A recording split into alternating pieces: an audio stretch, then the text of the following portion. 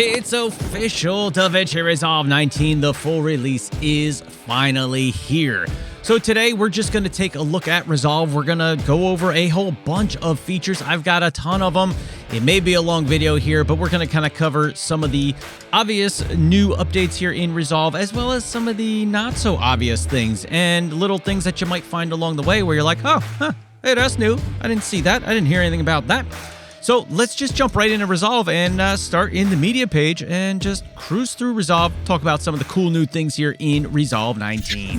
Now, I'm just going to cover a whole bunch of random updates here. Some you may know about, some you may not know about here in Resolve 19. But there's a whole lot more updates here. I'm not going to go over all of them because we'll be here for like a week, right? But if you think there's something in there that I'm not talking about, there's a good chance it's there, and I'm just not covering it here. But I'm going through some stuff you may know, some stuff you may not, so keep that in mind. In the media tab here, one of the cool things that we can do now in Resolve 19 is to update any bins that we may have synced to our project. So, for example, if we take a look in the media tab here, I've got draft video, and you can see I've got a couple folders in there, as well as a couple videos.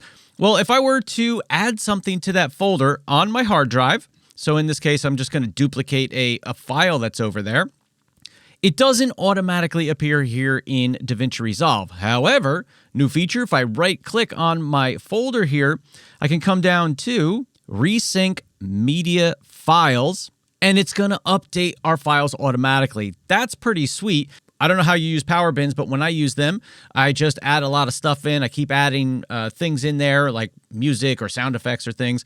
And then I want that power bin to update automatically. If I could just right click and update, well, that's a whole lot quicker than having to drag and drop things in there all the time. So that's a great feature that you can do here in the media tab, updating your bin to match whatever's in your files on your computer. Let's jump into the cut tab now. We've got some updates here in the cut tab.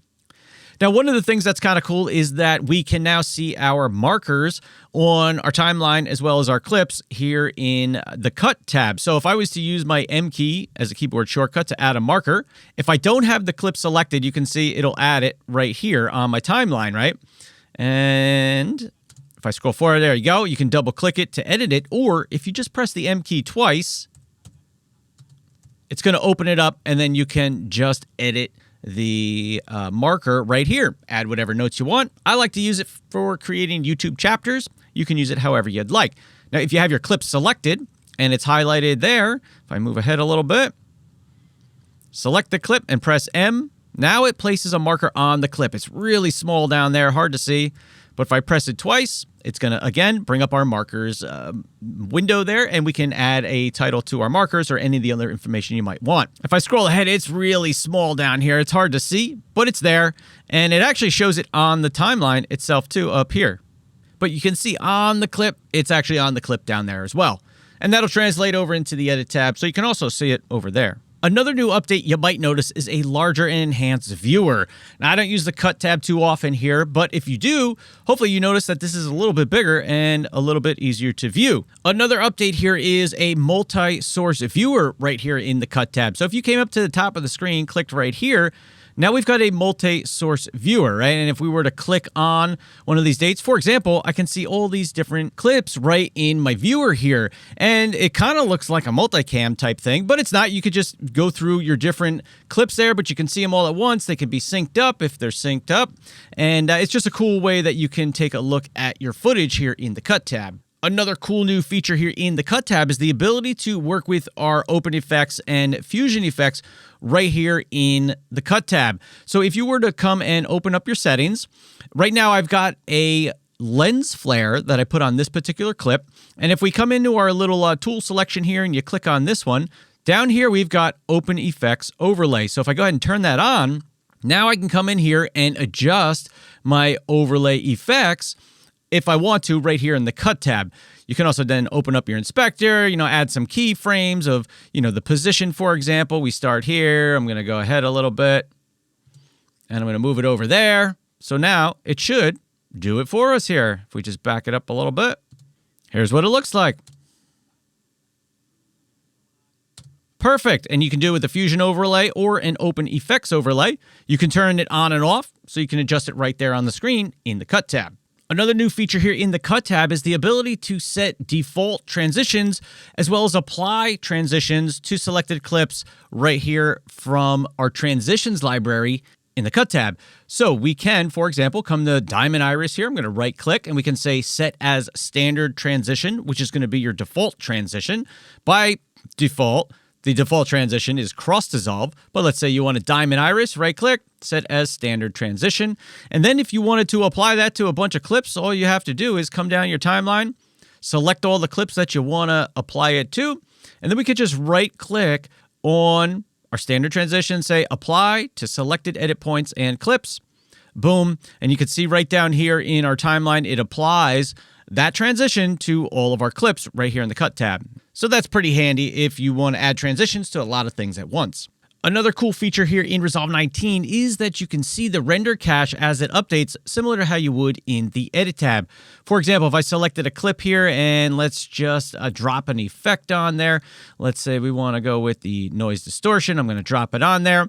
And actually with the transitions, you can see right here, we've got the red line and it turns blue and then disappears as that cache gets created. And just to demonstrate more, maybe if I took this particular clip, I deleted the noise distortion and we changed the motion estimation and the retime process. We can see now we get that red bar up there that says, hey, this file is going to be cached, or these effects or the changes to this video clip are going to be cached. And you can see it happening in real time. It's going to turn blue and then disappear. You know everything is all cached up. Now, if you're not seeing that, make sure you come up to Playback, Timeline Resolution, make sure you're on full. And then under Render Cache, make sure you have Smart or User selected. And then you should see that line appear on your timeline, similar as you would in the Edit tab. Now, there are a whole ton of new updates for the replay feature in DaVinci Resolve here. Unfortunately, I don't use the replay feature. I don't have a use for that or the equipment to do all that. Really, really cool, though. I would recommend checking out some of Blackmagic's stuff on how all that works. It's pretty amazing stuff. I checked it out at NAB this year, and it's pretty awesome if you do that kind of work. For me, I don't really do that kind of work, but a whole ton of new features there with all that replay stuff, if that's something that you're interested in. So let's jump into the Edit tab now and see some of the cool new things that are over there. Jumping into the Edit tab, down at the bottom here, Edit tab. I'm going to zoom my timeline with Shift-Z. So I got just a couple samples here in my timeline that we're going to take a look at with some different new features here. Now, one of the big things is working with a transcription to be able to edit parts of your video. So if I were to select my clip here and then come up to the transcription icon right here, we can say transcribe. Let DaVinci Resolve do its thing. It's going to listen to it. It's going to transcribe all of the audio for us. And then we're going to be able to work with it in a bunch of different ways. So once you have your transcription here, not only will it show you individual speakers, but everything is written out for you. And it does a pretty good job from what I've seen. So some of the things that we can do once we've got the transcription here is that we can edit the timeline based on the transcription. So let's say I wanted to get rid of my last sentence here. I can select it and hit delete. And it's going to delete that from the timeline. Pretty cool that we can just go through and find a sentence maybe that we don't want, and you can get rid of it. I'm going to undo that with Command or Control Z. So when I transcribe the clip, it looks like it just transcribed what was in the timeline right here. However, you click on this little guy and you can see that everything's there, and we have time codes for everything, right? Tells us what clip it is, and then we've got the time codes for the particular clip based on the time that the clip was filmed. So, you can go through and find different time codes for different things if you need to. That might be something that's helpful to you. You can search and replace partial words in the transcription if you want. Another new tool that got added here in the transcription window is the Place on Top tool. In case maybe I wanted to add something else, I want to place it on top, boom, it'll add it right down here in our timeline on top of your current clip. So that's pretty handy if you need to add something to your timeline. They also added support for transcribing nested clips, so that's something that might come in handy. The ability to import and export SRT and SRTX files from the transcription is a new feature, and we've also got the ability to see and label speakers where it'll detect different people that are speaking in the clip. These are just me, so you can't see the difference there. It's just going to be me. But if you've got multiple speakers, it can separate it out by speaker, which could be really handy if you're working on something like a podcast, an interview, or something like that. Moving on from the transcription updates, if we were to be in our timeline, I'd select a clip. And if I open up my inspector right here and come to the file section, we can actually see our audio configuration for that clip. Now, I've synced up some good audio with this clip already, and we can see that right here, right? We've got the original audio as well as synced up good audio. So you can see how many tracks are associated with a given clip. I think you can see up to 32 maybe. You can preview them right here if you want. Left channel, for example. Some more effort into this, and right channel. But I want to try and put some more effort in. And both channels. And you can change the format if you need to, but being able to see this right here in the inspector comes in really handy when you've got multiple tracks associated with a given clip. Another new update here in the Edit tab is the support for fixed playhead scrolling in your timeline. So if we come to our timeline view options here, and we choose fixed playhead, that's going to lock the playhead in place for us, kind of like it does in the cut tab. So if you're coming over from the cut tab and you're used to seeing it this way, you can totally keep it this way if you want, where the timeline will go past the playhead doesn't move. You can do that, and that'll work out just fine if that's something that you like to do. So that's a new feature here in Resolve 19. Speaking of the way things look in the timeline, if we also come back to our timeline view options here, we do have a new way we can change the viewer background. We can do black, gray, or checkerboard. Checkerboard's the new one here. So if I was to take this clip and just scale it down a little bit, let's go like this, scale it down. We now see a checkerboard background, and you've got the ability to change the way that looks. Do you want a black background, a white, or a checkerboard? So you can use whatever you want right there. Just something that might help make it a little bit easier if you're putting multiple things on the screen at once. Another great update here is if we select a clip, open up our inspector, come down to our retime and scaling options down here, open that up, and under motion estimation, we always had speed warp, which really kind of bogged down your machine a lot. At least for me, it would slow things down to a crawl, so I would only apply it right before I'm about to render it out. But now we have a speed warp faster option, which should work a little bit better for you than the speed warp better, which is obviously going to bog things down a little bit more. So if you're trying to use the speed warp, get a little bit better results, with your motion estimation. Maybe you did some slow-mo, but you didn't have enough frames. You want to use a little speed warp.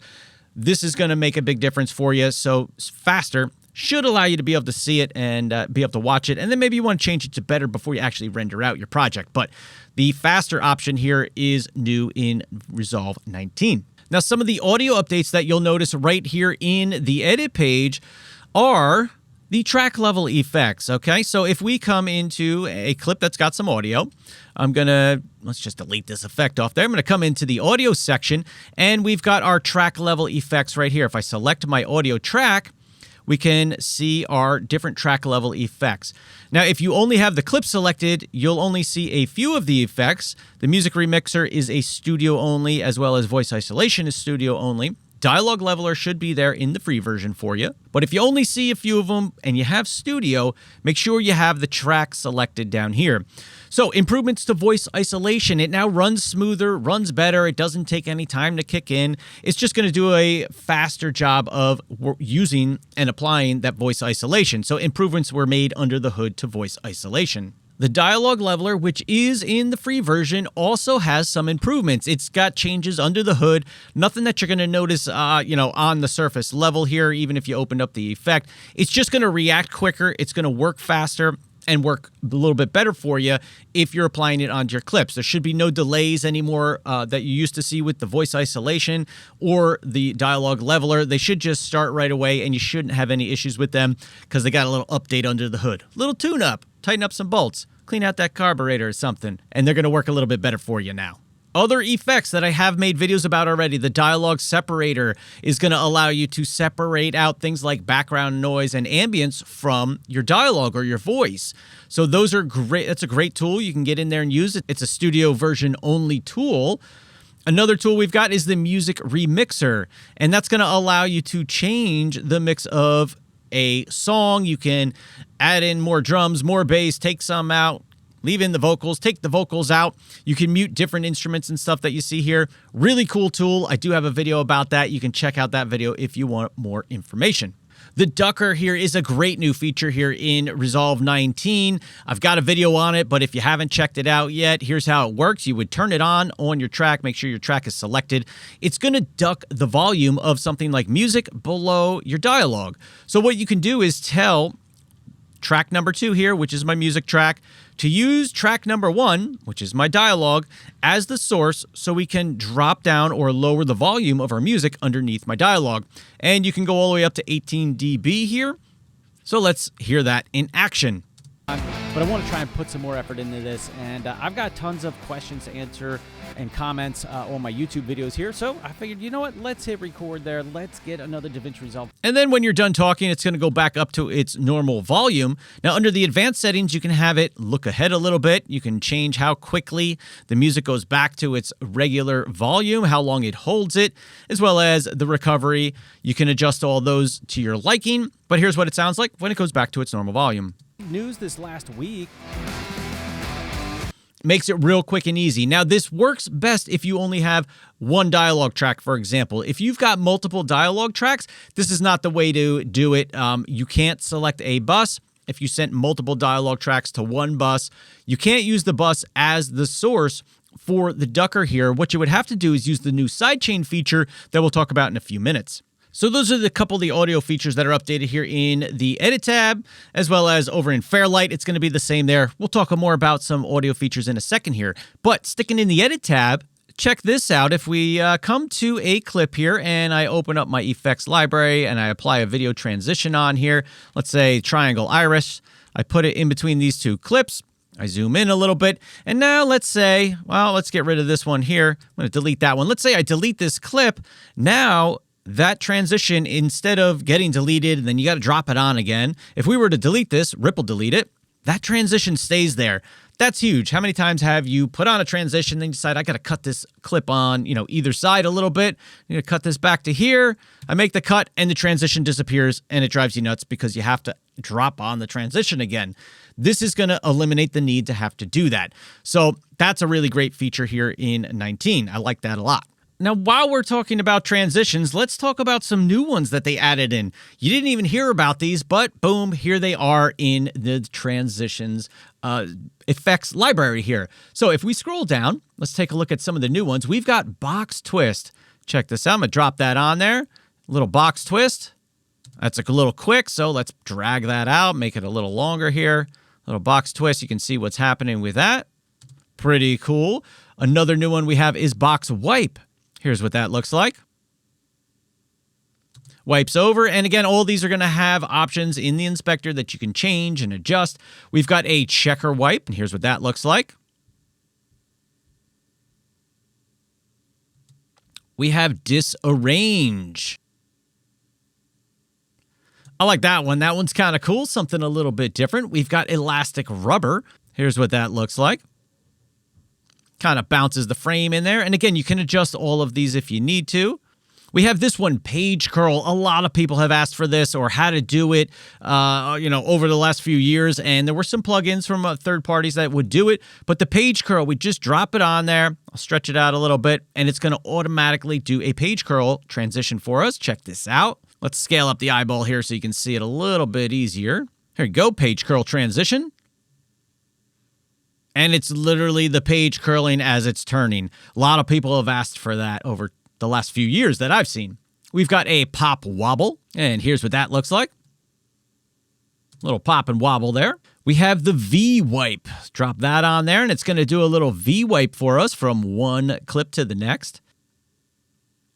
Not bad, and as I mentioned, just select your clip, go up to the inspector, transitions. You can change the color, you can do whatever you want and modify it however you want. Change the blur size, the blur width. You just put your cursor over the clip, and you can just change this to your heart's desire and make any kind of adjustments that you want to really customize them. Then you can always save it as a preset, right? If you just come to it in the timeline, click Create Transition Preset. You can save your own preset. It's customized, but you didn't have to do all the work to invent it from scratch. So that's a great little tip right there. And while we're still in the Edit tab here, there's a ton of other stuff that got added that I didn't even hear mentioned anywhere. For example, in our effects library, titles. Scroll down, we have a whole bunch of new titles now. We have titles like the Cosmic title, comic title. Helps if I could read. We have an elegant shadow title, a headline title here, and all these are customizable, of course. We've got a long shadow title. We have a neon flicker. We've got a repeat offset. I've seen all these before made by other companies and third parties and stuff. We have a retro chrome. We've got a ribbon. We have a superhero one right here. We have a zoom text fly through. There's just a whole bunch of them in there, and you can customize them, make them however you want, but it makes your job easier. You've got new text things that you can use there that make it so you don't have to go through and create everything from scratch. So those are all really cool. But wait, there's more. So if you come down to generators, look at all these things we've got in the generators now. We have comic speed lines, and I played with this one a little bit. It's all adjustable. If I drop it in the timeline here, you can see I can play through it, but if I select it, now I can adjust the way the lines work, the texture, the line separation, the color. I mean, it's so cool, man. You could do so much with these presets that they've dumped in there now. We have a vintage texture in here, which is awesome. We've got logos like stinger transitions. We've got text rotating with, look at that, with it's even got the light rays in there already. We've got zoom text. We've got different kinds of band wipes and blobs. I saw Alex using these in his video. Broadcast samples, circles, all kinds of different shading and different, graphic things for text, little stingers or transitions you might be able to use between things. If I drop it in there, you can come in here and you can edit and adjust these different things to customize it. You can use a custom logo if you want. You can use the text. You can add motion blur, turn that on if you wanted to. But there's a whole bunch of them here. They're all pretty good. I mean, I can't wait to start using some of them just to try them out in my videos. You may even see some of them in here. But a lot of good stuff in there that they added in the generators. But wait, there's even more. So if we jump into the effects, there's more effects. We've got the comic book effect right here, which I had used already. You may have seen it. Let me scroll back here or jump on top of some of these other clips. The comic book effect there. And you can adjust all of these. We've got the flying flag. This one is pretty cool. So if I had an image of the U.S. flag, boom, I could just put it there and it's going to look like it's flying. You can adjust it, modify it, and make it look however you want. That's really cool. You've got repeat. That's a new one. Stretch region. I think that's a new one. Noise distortion, I think that's new. I think paper edge is new. I think a bunch of these are new, but I've been using the beta version of 19 so long, I kind of forget what was only in 18.6. So if I misspeak, I apologize. You guys can feel free to correct me down in the comments below.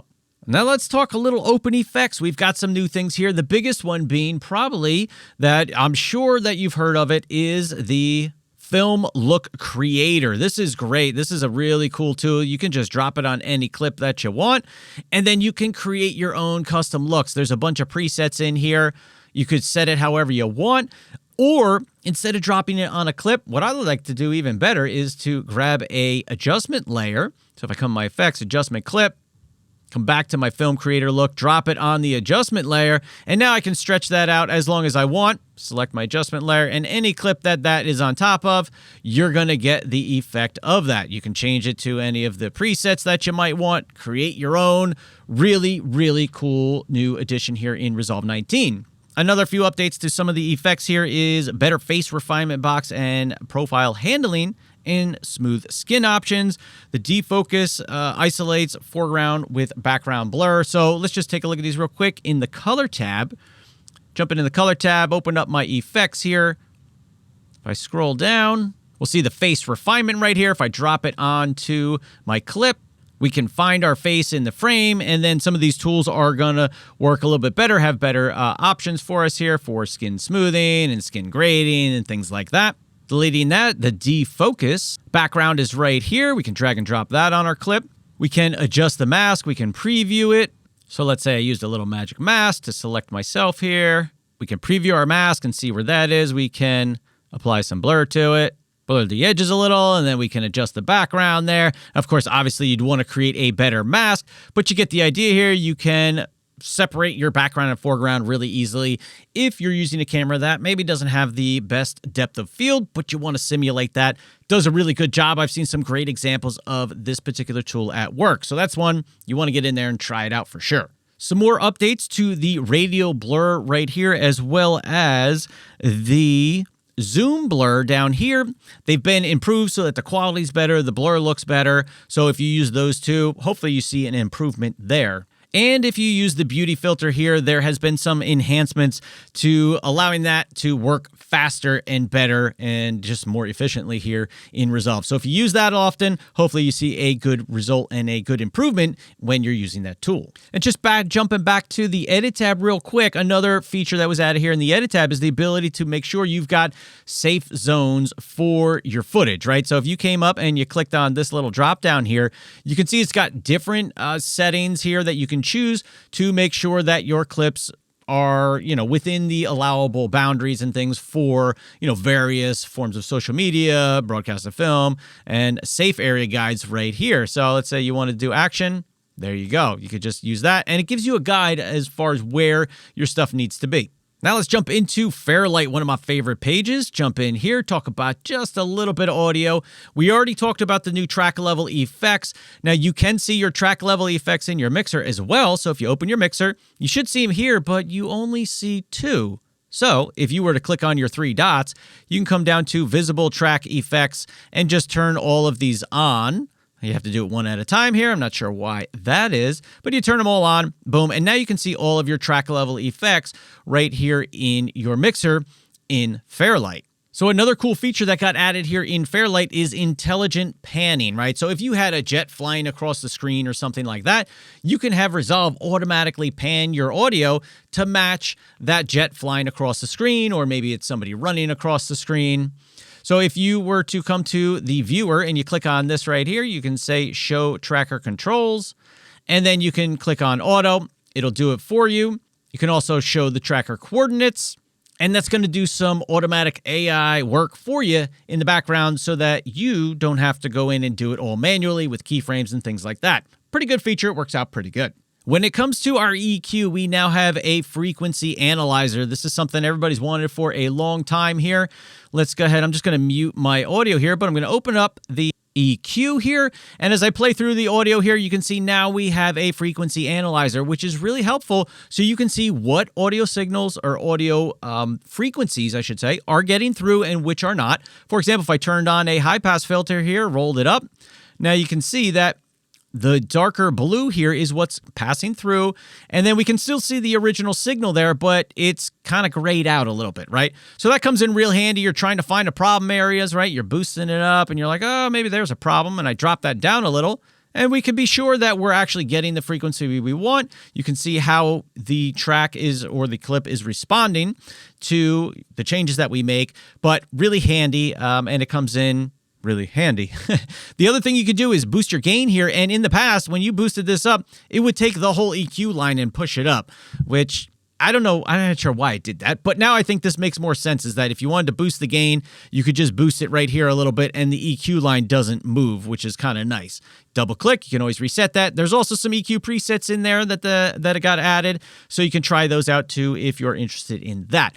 Now, not only can we see a frequency analyzer there, but if we were to come and add an effect onto our clip, we have a frequency analyzer right here.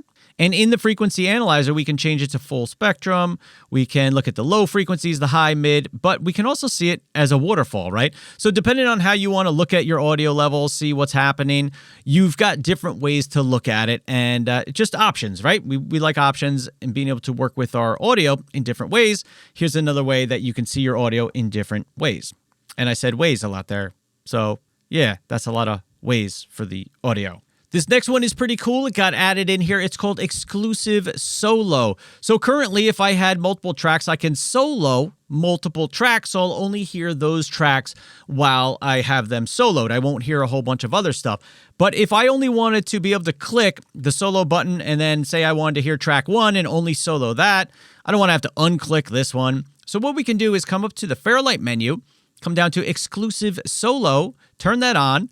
And now when I click on the solo button for any track, it's only going to have one track soloed at a time. So if you're going through a bunch of tracks and you only want to solo one track, this is how you can do it. And then if you're done soloing one track at a time, you can come back up to Fairlight and turn off exclusive solo. So that's really handy when you're just trying to hear one track at a time. You're going through a lot of tracks. You don't want to click and unclick solo. Use exclusive solo.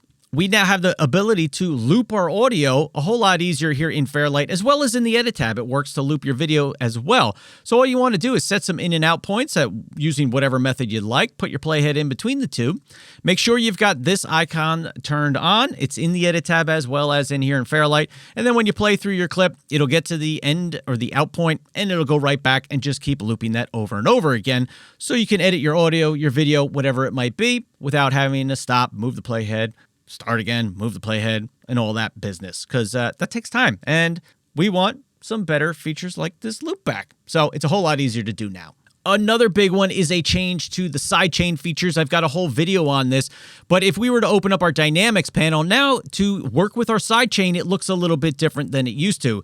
So this is where it would come in handy if you want to duck your music below multiple dialogue tracks. You would turn on your sidechain on your music track. Let's actually select our music track here. Turn on your sidechain, and if you had a bus that had multiple audio tracks in it, kind of like how I showed in some of my presentations at ResolveCon, if you check those out. If you didn't see them, you got to get in there and check that out. ResolveCon 2024 was awesome. But if you have a bus with multiple dialogue tracks going to it, you can use the bus as the source for your music to duck below. And that's going to allow you to duck below all of your audio instead of just one track at a time, like I showed earlier with the ducker. So that's really handy. And another cool thing about the new sidechain feature is that we can use effects and tie third-party effects to the sidechain and have things react like that. So an effect will only become active when the sidechain kicks on. And just to show you what one of those tools might look like, if I were to add a third-party plugin here, EQ. It's a Waves plugin. It's called the F6 Stereo. It's an EQ plugin, a dynamic EQ plugin. You would see up here sidechain. We can have this react to the sidechain. So I can turn it on, and then I can tell it what do I want it to listen to. In this case, Audio 1 is the only track I have, but if I've got a bus with multiple dialogue, or maybe, you know, your bass guitar is reacting to your kick drum or something like that, you can sidechain more the way that you would in the music world, right? Sidechaining was a little wonky here in Fairlight when it came to sidechaining effects. It didn't work quite the way it does in the music world, but now you've got a lot more options with sidechaining here. And if you just want to stick with the simple method, go ahead and use the ducker, and that's going to do the job for you if you've only got one track you want to respond to. So sidechaining got a big update here in Resolve 19. And I got a whole video on it if you're interested in checking that out. Another update here that kind of helps speed up your workflow a little bit is if you do voiceovers and you record directly into Resolve, you should only have to click the R and it should automatically arm for you. And that's not going to work for me because I'm recording and I've got different things going on, you know, while I'm recording here. So I'm using my microphone. It's not going to see it and just, you know, hook it up, but it should automatically patch it for you if your microphone is selected as the input for your computer. I haven't tried it too much yet because I'm generally recording when I'm trying it, but give that a try. You shouldn't have to patch everything up. It should kind of do it for you. So give that a try if you do a lot of voiceover work. Should help speed up your workflow there. Now, just a bunch of other improvements here I'm just going to list through real quick. We've got multiple improvements for native effects processing when it comes to your audio, automation improvements, panning in groups, support for head and tail snapping in focus mode, improved response time for EQ changes, the solo mode we talk about, fades for Dolby Atmos compositions. A lot of good audio updates here in Resolve 19. Some I've already got videos out about them, so you want to go check those out. Even though they're on the beta version, nothing's really changed from how you work with them and how you use them to the full release here, but definitely check those out if you're interested in more depth knowledge about some of the audio tools. There have also been a bunch of improvements in the color tab as well as the Fairlight tab. I feel like some of my Resolve creator friends are more qualified to explain those to you guys, so I would check out people like KC, Darren, Alex, Frenchie, Daria, look at all their stuff and, get a little more information about that. Patrick and pretty much everybody that was at ResolveCon. You should check out all of their stuff because they know the color infusion way more in depth than I do. And they're going to be able to help you out a lot with all the updates there. But there's been a lot of good updates there. A lot of things that I think you guys would find helpful, going to speed up your workflow, that are just going to do, a good job making your life a little easier here in DaVinci Resolve. You also have a bunch of codec updates here for Windows, a whole bunch of support for different kinds of files and things like that. Just looking at the release here, you have a lot of other improvements to Blackmagic Cloud and Studio licenses, support for other languages, restoring timeline backups and deleting timelines, loading large timelines now shows a progress bar if you are loading up big timelines. A lot of other good things in here that I'm just not going to run through all of them because there's so much there. But if you guys haven't updated to Resolve 19 yet, what do you want to do? How should you go about it? Well, one, you back up your database, right? And any other, things that you may have, created or presets or things like that. Back that stuff up if you can. In general, anytime I've applied an update here in Resolve, I've never had a problem with things getting erased or thrown out of whack. And I've been using Resolve since 15, I think. It was 14, something like that. You don't have to uninstall your current version of Resolve. Just go ahead, download the new one and install it. It'll automatically replace, the current version and then for me at least, it always keeps all of, those extra things, the presets and all that I have. It doesn't get rid of those. Those are always there in all the updates. So back up the database though. That's really important. That'll capture all of your projects, your media. That's on you to back up. You keep that separate anyway. But Resolve 19, I've been using it since the first beta version came out. On a Mac here, super stable right from the beginning. I've had no issues with it. I've edited lots of projects on it. And with 19, the full release being out here, for those of you who aren't in the middle of a project, think about upgrading because there is just so much good stuff in here, performance improvements, just so much that Blackmagic, puts into all of these updates. They just do a really good job. They listen to you guys. I know some of you still want more tools and more features. Keep letting us know, commented on my channel, commented on the Blackmagic forums, on the other Resolve YouTubers channels, because Blackmagic Design looks at that stuff, They keep an eye, they got to beat them, what's going on, what people want, and over time, they just keep adding in these features. So if you want something, keep mentioning it, bring it up. Don't get mad if you don't see it just yet. They're constantly innovating and making things better and newer here in Resolve and making our lives a little bit easier. So that is just kind of a summary here, really, of all the features in 19. Let me know, did you download it?